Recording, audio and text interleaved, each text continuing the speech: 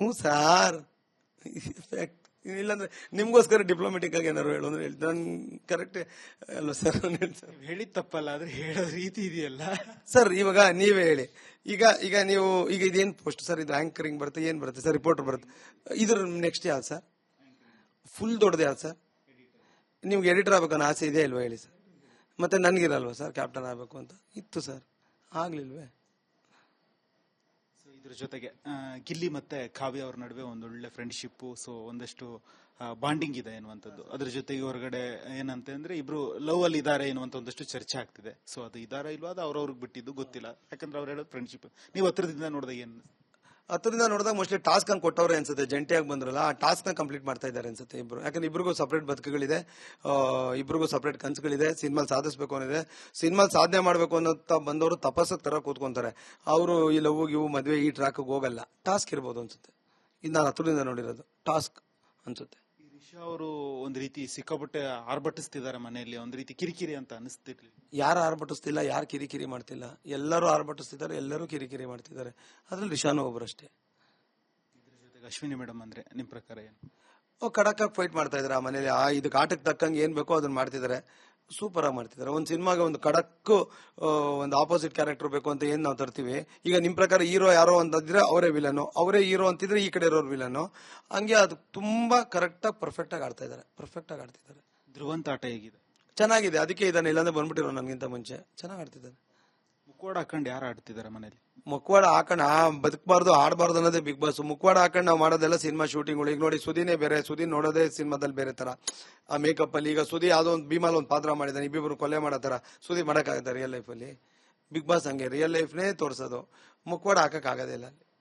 ರಘು ಅವ್ರು ಬಂದ ಮೇಲೆ ಒಂದಷ್ಟು ಬಿಗ್ ಬಾಸ್ ಮನೆಯಲ್ಲಿ ಟಫ್ ಕಂಟೆಸ್ಟೆಂಟ್ ಅಂತ ಅನಿಸ್ಲಿಲ್ಲ? ಫಿಸಿಕಲಿ ಟಫ್ ಅಲ್ವಾ ಸರ್ ಅವರು? ಒಬ್ಬ MMA ಫೈಟರು, ಇಂಟರ್ನ್ಯಾಷನಲ್ ಅದೇನೋ ಪವರ್ ಲಿಫ್ಟಿಂಗ್ ಅಲ್ಲಿ ಎಲ್ಲ ಹೆಸರು ಮಾಡಿದವರು, ಇಂಡಿಯಾ ಲೆವೆಲ್ ಅಲ್ಲಿ ಚಾಂಪಿಯನ್. ಟಫೇ ಅಲ್ವಾ ಸರ್?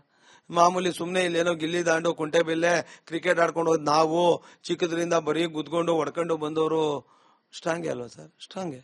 ಕೊನೆ ವೀಕಲ್ ನೋಡ್ತಾ ಇದ್ವಿ, ನೀವು ಹೊರಗೆ ಬರೋಕ್ಕಿಂತ ಮುಂಚೆ. ಸೊ ಅದೊಂದು ಬಾಲ್ ಗೇಮ್ ಇತ್ತಲ್ವಾ, ಸಿಕ್ಕಾಪಟ್ಟೆ ಸೌಂಡ್ ಮಾಡ್ತಾ ಇತ್ತು. ಅಂದ್ರೆ ನೀವು ತೂರ್ಕೊಂಡು ಹೋಗ್ಬಿಡ್ತೀರ, ಅದಂತರ ಬೆಸ್ಟ್ ಫನ್ ಮೂಮೆಂಟ್ ಆಗಿದೆ ಸರ್. ಏನ್ ಗೊತ್ತಾ, ಎಲ್ಲಾ ಆರ್ಟಿಸ್ಟ್ಗಳು ಬರೋದೇ ಏನಕ್ಕೆ ಅಂದ್ರೆ ಏನ್ ಗೊತ್ತಾ ಸರ್, ನಾವು ನಮ್ಮನ್ನ ಪ್ರೀತಿಸೋ ಜನಗಳನ್ನ ತುಂಬಾ ಎಂಟರ್ಟೈನ್ ಮಾಡ್ಬೇಕು, ರಂಜಿಸ್ಬೇಕು ಅಂತ. ನನ್ಗೆ ಹೆಂಗೋ ಗೊತ್ತಿತ್ತು ಇವ್ರನ್ನ ಗೆಲ್ಲಕ್ಕಾಗಲ್ಲ ಅಂತ, ಅಲ್ವಾ? ಆಬ್ವಿಯಸ್ಲಿ ಗೊತ್ತು. ಗುಬಚ್ಚಿನ ಹದ್ದು ಎತ್ಕೋಬಹುದು, ಹದ್ದನ್ನ ಗುಬಚ್ಚಿ ಎತ್ಕೋಗೈತದ ಹಂಗೆ ಇತ್ತಲ್ವ? ನಂಗೆ ಗೊತ್ತಿತ್ತು. ಸರಿ, ಅಟ್ಲೀಸ್ಟ್ ಇದ ಫನ್ ಆಗಿ ತಗೊಳ್ಳೋಣ, ಜನಗಳು ಖುಷಿ ಆಗುತ್ತೆ. ನಾವು ಬಂದಿರೋದೇನಕ್ಕೆ ಜನನ ಎಂಟರ್ಟೈನ್ ಮಾಡೋಕೆ.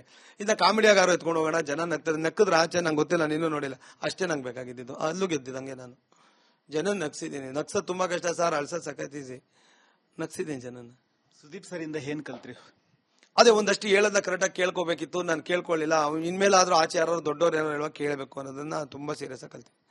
ಒಂದಷ್ಟು ತಾಳ್ಮೆ ಅಂತ ಸಿಕ್ಕಾಪಟ್ಟೆ ಕಲ್ತ್ರಿ ಅನಿಸ್ತೀವಿ. ಸಿಕ್ಕಾಪಟ್ಟೆ ಕಲ್ಸುತ್ತೆ ನಿಮಗೆ ತಾಳ್ಮೆ. ನೀವು ಬಿಗ್ ಬಾಸ್ ಹೋದ್ರೆ ಆ ಫೀಲ್ ಏನೋ ಅನ್ನೋದು ಗೊತ್ತಾಗುತ್ತೆ. ಎಕ್ಸ್ಪೀರಿಯನ್ಸ್ ಕೆನಾಟ್ ಬಿ ಎಕ್ಸ್ಪ್ಲೇನ್ಡ್ ಅಂದಂಗೆ. ಹೌದು. ಹೊರಗಡೆ ಇದ್ದಾಗ ನಾವ್ ಏನ್ ಬೇಕಾದ್ರೂ ಮಾತನಾಡ್ಬಿಡ್ತೀವಿ, ಫಿಲ್ಟರ್ ಇಲ್ಲದೆ. ಕೆಲವೊಮ್ಮೆ ಒಳಗಡೆ ಇದ್ದಾಗ ಕ್ಯಾಮ್ರಾಗಳು ಇರ್ತವೆ, ನಮ್ಮನ್ನು ಗೈಡ್ ಮಾಡ್ಲಿಕ್ಕೆ ಅಥವಾ ನಮ್ಮನ್ನು ಅಬ್ಸರ್ವ್ ಮಾಡ್ಲಿಕ್ಕೆ ಒಬ್ಬ ವ್ಯಕ್ತಿ ಇರ್ತಾನೆ.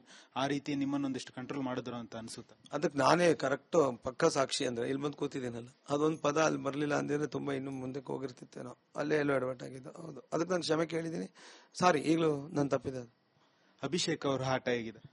ಚೆನ್ನಾಗಿ ಆಡ್ತಿದ್ದಾರೆ ಪಾಪ. ಅದೇ ನಾನು ಹೇಳಿದ್ನಲ್ಲ, ಈಗ 100% ಹಾಕೋ ಗೆದ್ರೆ ಇವರು 99.9 ಹಾಕಿರ್ತಾರೆ, ಗೆಲ್ತಿಲ್ಲ ಅಷ್ಟೇ. ಅವ್ರಿಗೂ ಗಾಯಗಳಾಗಿ ಎಷ್ಟು ಚರ್ಮಗಳು ಕಿತ್ತೋಗೈತೆ, ಇವ್ರಿಗೂ ಅಷ್ಟೇ ಕಿತ್ತೋಗೈತೆ.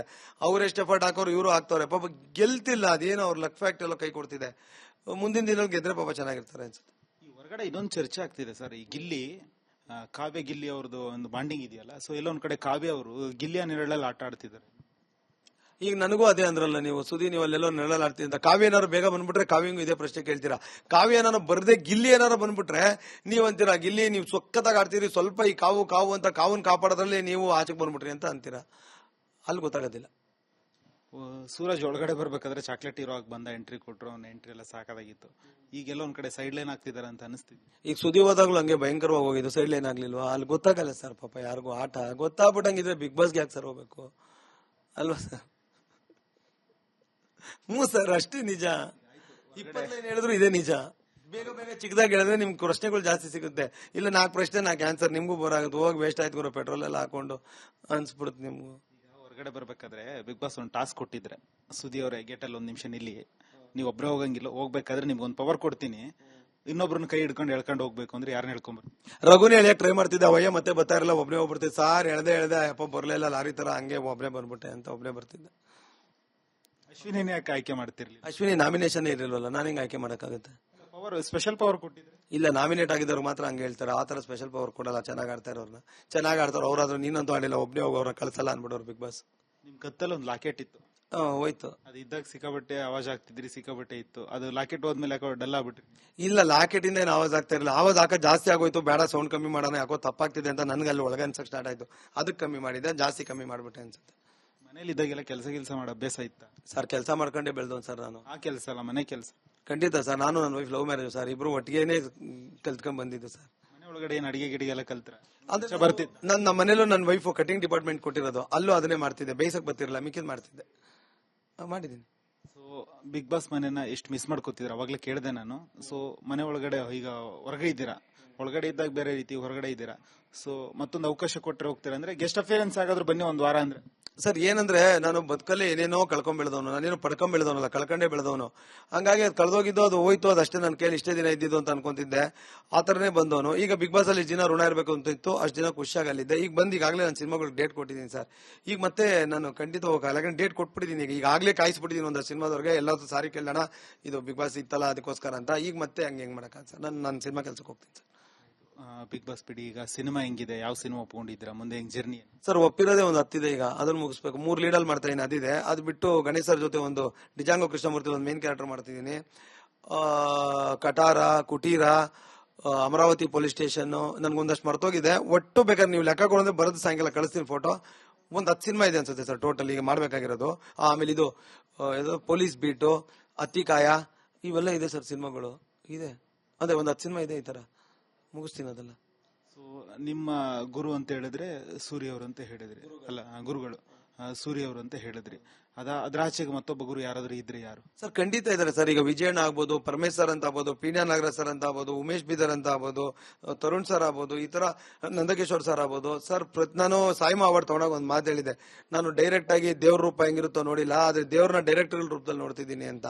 ಆ ಡೈರೆಕ್ಟರ್ ಗಳಿಂದಾನೇ ಸರ್ ಸುದಿ ಇವತ್ತು ನೀವು ಮೈಕ್ ಸುದಿಗೆ ಯಾಕೆ ಹಿಡಿದಿದ್ದೀರಾ ಅಂದ್ರೆ ಆ ಡೈರೆಕ್ಟರ್ ಗಳಿಂದಾನೆ ಸರ್. ಇವತ್ತು ಬಿಗ್ ಬಾಸ್ ಅಲ್ಲಿ ನೀವು ಸುದಿನ ಏನಕ್ಕೆ ನೋಡಿದ್ರಿ ಹೇಳಿ? ಪ್ರಕಾಶ್ ಅನ್ನೋ ಒಬ್ಬ ಡೈರೆಕ್ಟರ್ ಇಂದ ಸರ್. ಎಲ್ಲರೂ ನನ್ನ ಗುರುಗಳೇ ಸರ್.